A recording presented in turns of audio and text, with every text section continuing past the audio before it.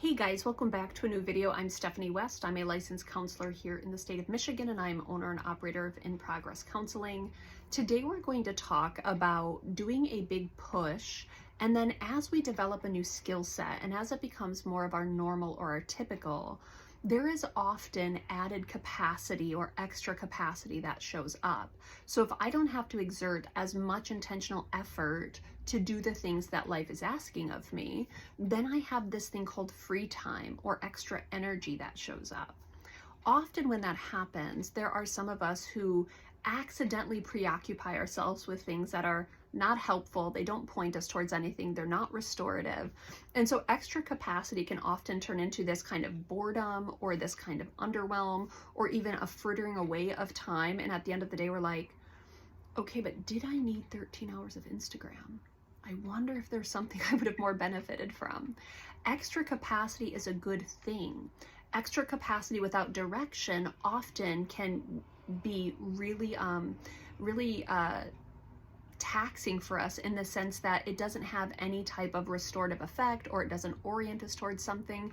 And so what I want to encourage you today, if you've tried really hard to orient yourself towards something, so you've put in a lot of effort to work on your relationship, to be intentional with budgeting, to work on connection, to engage in, let's say, sports with your kids or engage in activities with your kids. If you've put in extra effort to start a new job, if you put in extra effort to just orient yourself in school or whatever it is, there's going to come a point in time where it doesn't require as much effort. And we want to ask ourselves questions about, okay, if I have extra capacity, what do I want to be doing with that? It doesn't mean you have to pull in something that's task-oriented. It actually frees us up in a really cool way to be creative, to explore, to ask ourselves cool questions about what would feel restorative right now, or how do I want to invest my time into something new or into something for other people or into some type of self-care.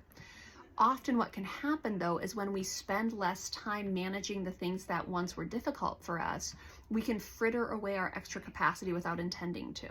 And so what we want to invite in here today is if you're noticing that you're at this point where life is taking less demanding effort from you, your systems are moving, your processes are streamlined, and you're finding just extra energy, ask yourself what you want to do with that.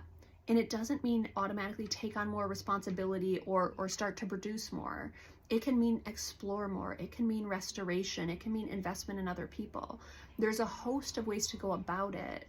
But often if we're not picking a direction, it can drop by the wayside very, very quickly. And then we're like, oh, that actually didn't help me in any type of way. I don't actually feel restored or renewed by whatever I spent my time doing today.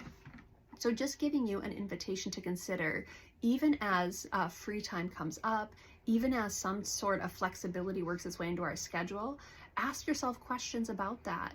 It doesn't mean produce, it means be intentional. And so inviting in here today, what would that look like if you had extra capacity?